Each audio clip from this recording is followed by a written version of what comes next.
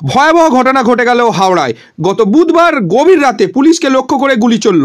চণ্ডীতলার আইসিকে লক্ষ্য করে দুষ্কৃতীদের গুলি চলল জয়ন্ত পাল। হাওড়ার শিবপুরের পার্বতী সিনেমার ঘোষ পেট্রোল পাম্পের সামনের এই ঘটনা।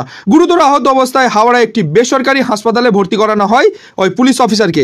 আইসি নিজেই গাড়ি চালাচ্ছিলেন, পাশের আসনে একজন মহিলা বসেছিলেন। কিভাবে গুলি চলল সেই নিয়ে তদন্ত শুরু করেছে হাওড়া সিটি পুলিশ এবং গাড়িটিকে ফরেন্সিক রিপোর্টের জন্য নিয়ে যাওয়া হয়েছে।